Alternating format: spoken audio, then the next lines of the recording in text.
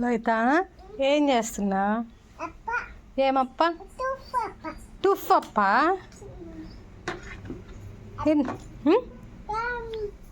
టీయా అప్ప? టీయా? ఎన్ని కప్పులు చేసావు ఇప్పటికి? 2ఏనా? అమ్మకు ఒక కప్పు ఇస్తావా? ఇయ్యవా మరి తాగుతా. నేను అంచులు తోముతుంటే నువ్వు చేసే పనిదా? ఇంట్లో పెట్టొద్దాంపా ఇంకా కూడా వద్దు, ఆడుకుంటావా? హాయ్ అండి అందరికీ. అందరు ఎలా ఉన్నారండి? బాగున్నారా? మేమైతే చాలా బాగున్నాము. అండ్ ఇవాళ అయితే నేను చాలా హ్యాపీతో అయితే మీతో వీడియో షేర్ చేసుకుంటున్నాను. ఎందుకు అనేది ఏంటి అనేది మీకు టైటిల్ చూడగానే అర్థమైపోయి ఉండొచ్చు. అవునండి, మన ఛానల్ అయితే ఇప్పుడు 10K సబ్స్క్రైబర్స్ అయితే రీచ్ అయిపోయింది. మన ఛానల్ని సబ్స్క్రైబ్ చేసుకొని నన్ను సపోర్ట్ చేస్తున్న ప్రతి ఒక్కరికైతే కృతజ్ఞతలండి. ఇంకా మన ఛానల్ని ఇలానే సపోర్ట్ చేస్తూ నాకు ఇంకా మంచిగా సపోర్టివ్గా ఉంటారని చెప్పేసి నేనైతే అనుకుంటున్నాను. ఈ లాగ్ అయితే వచ్చేసి నిన్నటిది అండి, అంటే సాటర్డే ఈవినింగ్ లాగ్. అంటే ఈవినింగ్ అయినా నేను 3కి అలా అయితే స్టార్ట్ చేశాను వీడియో అయితే తీయడము. ఆల్మోస్ట్ నేను ఛానల్ స్టార్ట్ చేసేసి 1 year అయితే దాటిపోయింది, కానీ ఇప్పటికీ మానిటైజేషన్ అయితే కాలేదు. లాస్ట్ 3 months నుంచి అయితే పాప షార్ట్స్ అవి బాగా వెళ్ళడం వల్ల హాఫ్ మానిటైజేషన్ అయితే అయింది. దాంతో సగం హ్యాపీగానే ఉన్నాను. ఇంకా నాకు తెలిసి ఇంకా 1 month 2 monthsలో అయితే ఫుల్ మానిటైజేషన్ అయితే కంప్లీట్ అయిపోద్దని అనుకుంటున్నాను. ఇంకా మీరు ఇంకా సపోర్ట్ చేస్తూ ఇంకా త్వరగా మానిటైజేషన్ అవ్వాలి అని చెప్పేసి మనస్ఫూర్తిగా కోరుకోండి. ఖచ్చితంగా అయితే అయిపోతుంది. తర్వాత ప్రాసెస్ ఏంటి అనేది మీకు అయితే తెలుసు కదా. చాలామంది యూట్యూబ్ ఛానల్ స్టార్ట్ చేసి రీచ్ అవ్వలేక తన గోల్కి ఆపేసిన వాళ్ళు చాలామంది ఉన్నారు. కొంతమంది అయితే ఎలా ఒకలా సాధించాలి, ఓరికి ఇంట్లో ఉండి ఏం చేద్దాము, బయటికి వెళ్ళి పనిచేసే సోర్స్ లేని వాళ్ళు ఏదో ఒక రకంగా సాధించాలి అని కష్టపడి వాళ్ళ గోల్ని అచీవ్ చేసిన వాళ్ళు సగం మంది అయితే ఉన్నారు. వాళ్ళలో నేను కూడా ఒక దాన్ని అవ్వాలని అనుకుంటున్నాను. బయటికి వెళ్ళి ఏది చేయలేని సిచ్యువేషన్ ఇప్పుడు. సో ఇంట్లో ఉండి ఓరకు ఉండాలి అన్న మనసు అయితే అస్సలు ఒప్పుకోవట్లేదు. సో ఏదో ఒకటి చేద్దాము అని చెప్పేసి థాట్తో అయితేనే ఈ యూట్యూబ్ ఛానల్ అయితే స్టార్ట్ చేశాను. పర్వాలేదు, ఇప్పుడిప్పుడే కొంచెం గ్రోత్ అయితే ఉంది. ఇంకా బాగా ఉండాలి అని చెప్పేసి అయితే నేను అనుకుంటున్నాను. మీరు కూడా అయితే ప్రతి ఒక్కరు కోరుకోండి. ఎవరెవరు కోరుకుంటున్నారో కింద కమెంట్ సెక్షన్లో కూడా అయితే కమెంట్ చేయండి. మీ హ్యాపీనెస్, మీ ఆశీర్వాదాలు అన్నీ కమెంట్ రూపంలో అయితే తెలిపేయండి. ఇంకా వీడియోలోకి అయితే వెళ్ళిపోదాము. 3 నుంచి అయితే స్టార్ట్ చేశానని చెప్పాను కదా. ఇంతకుముందు నేను ఏం చేసేదాన్ని అంటే పాపకు ఫీడింగ్ ఇచ్చేటప్పుడు పాపతో పాటు నిద్రపోయేదాన్ని కాదులే, కానీ పడుకునేదాన్ని. కొంచెం పాప లేచేటప్పటికి లేచి పని అయితే స్టార్ట్ చేసేదాన్ని. కొంచెం చిరాకుగా చేసుకునేదాన్ని. ఎందుకు అంటే కాళ్ళకి చేతులకి పాప అయితే అడ్డం వస్తూ ఉండేది. సో పని అయితే అస్సలు అయ్యేది కాదు. ఇప్పుడు ఏం చేస్తున్నానంటే పాప నిద్రపుచ్చగానే అయితే ఆల్మోస్ట్ 3:30 4కి అయితే పని స్టార్ట్ చేసేస్తున్నాను. పాప లేచేలోపు ఆల్మోస్ట్ హాఫ్ పని అయితే అయిపోతుంది. సో పాపని ఆడిపించుకుంటూ నాకు ఇంకా పని అయిపోతుంది కాబట్టి పాపతో కొంచెం టైం స్పెండ్ చేస్తున్నా అని నాకు కూడా అయితే కొంచెం ఉంది. ఇంతకుముందు అయితే టైం అంతా వేస్ట్ అయిపోతుంది, పాపతో పని కావట్లేదు అని చెప్పేసి కొంచెం గిల్టీ అయితే ఉంది. ఈ మునక్కాయలు అయితే నాన్న పొలం దగ్గర అయితే తీసుకొని వచ్చాడండి. కొన్ని పిందులు ఉన్నాయి, కొన్ని అయితే బాగున్నాయి. వాటిలో అన్ని తొక్కు అయితే తీసేసి కొన్ని స్టోర్ చేసేసి కొన్ని అయితే కర్రీకి అయితే బయట పెట్టేశాను.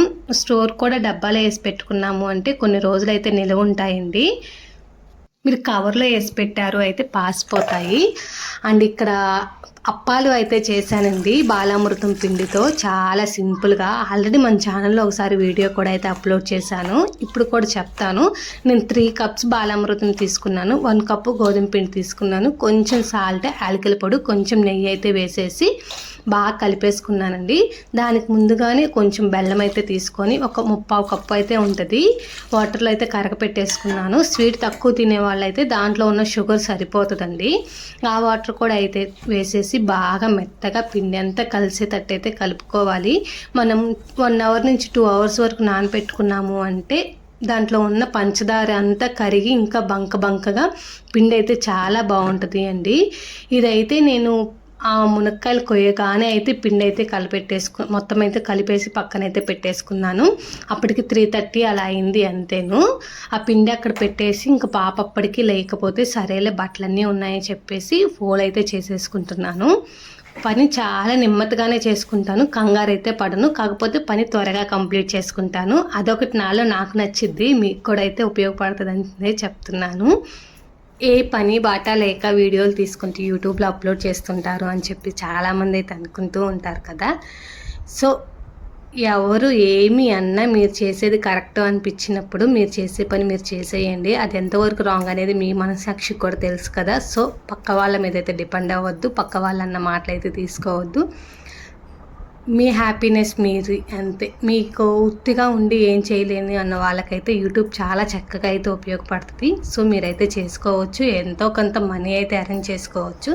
చన్నీళ్ళకి తోడు వేడినీళ్ళు అన్నట్టు వేడినీళ్ళకి తోడు చన్నీళ్ళు అని ఏదో అంటారు కదా. సో అలానే మనం కూడా మన చేతి నుంచి ఎంతో కొంత మనీ ఇంట్లో వాళ్ళకి కానీ పేరెంట్స్కి కానీ ఎవరొకరికి కానీ హెల్ప్ అవుతుంది అంటే మనకి కూడా కొంచెం తృప్తి అయితే ఉంటుంది కదా, ఉత్తిగా ఉండి ఏం చేయలేని అన్న సిచ్యువేషన్లో.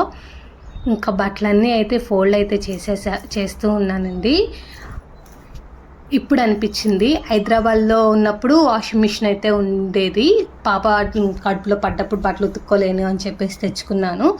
సో అది మా వారు తీసుకెళ్ళి ఇంటికి అంటే నేనైతే తెచ్చుకోలేదు, ఎందుకులే ఉతికేసుకుంటానులే అని ఓవర్ కాన్ఫిడెంట్తో. కానీ డెలివరీ తర్వాత బాడీలో రకరకాల చేంజెస్ వల్ల పని అయితే చాలా అంటే చాలా తక్కువ చేయగలుగుతున్నాను. పాప పుట్టక ముందు ఎంత యాక్టివ్గా ఉండేదాన్నో దాంట్లో ఒక 50% అయితే తగ్గిపోయిందండి. అయింది నార్మల్ డెలివరీయే, బట్ అదే బ్యాక్ పెయిన్ అయితే ఫుల్ వస్తుంది, ఎందుకో నాకైతే అర్థం కావట్లేదు. అండ్ కాళ్ళు కూడా ఉత్తిగానే తిమ్మిర్లు పడుతూ ఉన్నాయి. పాప బట్టలు కూడా అయితే ఎక్కువ అవుతాయి, ఎందుకు అంటే పల్లెటూరు కదా, ఊరికి బట్టలు తడుపుకునేది ఇప్పేయమని చెప్పేసి గొడవ అయితే చేస్తూ ఉంటుంది. సో 2 డేస్కి ఒకసారి ఉతికినా చాలా బట్టలు అయితే అవుతున్నాయి. వాషింగ్ మిషన్ తెచ్చుకొని ఉంటే బాగుండు అని చెప్పేసి ఇప్పుడు అనిపిస్తుంది. అప్పుడప్పుడు చెప్పిన మాట కూడా వినాలి కదా, కానీ మనం ఎందుకు వింటాం, వినము, మనకు ఓవర్ కాన్ఫిడెన్స్ ఎక్కువ కదా. సో తెచ్చేసుకుంటే బాగుండు అనిపించింది.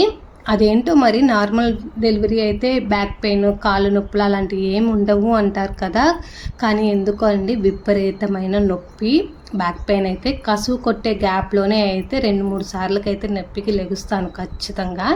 కంటిన్యూగా కూడా అయితే కొట్టను. మీరు గమనించినట్లయితే నార్మల్ డెలివరీ కోసం అయితే డాక్టర్ చాలా ప్రయత్నించింది. డాక్టర్కి నేను అట్లనే సపోర్ట్ చేయడం వల్ల అయితే పర్వాలేదండి, డెలివరీ అంతా చాలా బాగా అయితే అయింది. కొన్ని టిప్స్ కూడా అయితే ఫాలో అయ్యాను. మీకు ఎవరికైనా కావాలి అంటే కమెంట్ సెక్షన్లో కమెంట్ చేయండి, నెక్స్ట్ వీడియోలో అయితే పక్కా షేర్ చేస్తాను. ఇంకా బట్టలన్నీ ఫోల్డింగ్ అయితే అయిపోయాయి. ఇంకా పాప అయితే లేచేసింది, తనకి స్నాక్ అయితే పెట్టేసి కొంచెం ఫ్రెష్ చేయించేసి ఇంకా బయట పనికి అయితే వచ్చేసాను. అప్పటికి 5 అయింది. ఎండ చూసారా ఎలా ఉందో, మరి ఎండలు ఈ నెలలోనే పెరిగిపోయాయి ఎందుకో, కానీ మార్చిలో అంత ఉండేవి కాదు. ఎప్పుడు ఏప్రిల్ మే అంటే ఎండలు అనేవారు, కానీ ఇప్పుడు మార్చిలోనే స్టార్ట్ అయిపోయింది, ఈ మిడిల్లోనే ఎందుకో మరి తెలియట్లేదు. కాలువ వస్తుంది, కాలువ పారుతుంటే ఇంకా చల్లగా ఉంటుందని అయితే అంటారు కదా, కానీ లేదండి, ఎండలు విపరీతంగా ఉన్నాయి. నేను ఇంకా కసువు కొట్టేద్దాంలే అని చెప్పేసి కసువు కొడుతుంటే లోహిత బొమ్మలు తెచ్చి బయట ఆడాలి అని చెప్పి గొడవ చేస్తుంది. అన్నీ సర్దేసి తనకైతే ఇచ్చేసాను.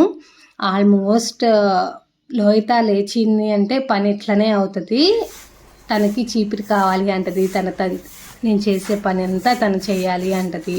సో పని అంతా లేట్ అవుతుంది, అందుకే పాప నిద్రపోయేటప్పుడే పని ఆల్మోస్ట్ 50% 70% కంప్లీట్ అయితే చేసుకుంటానండి.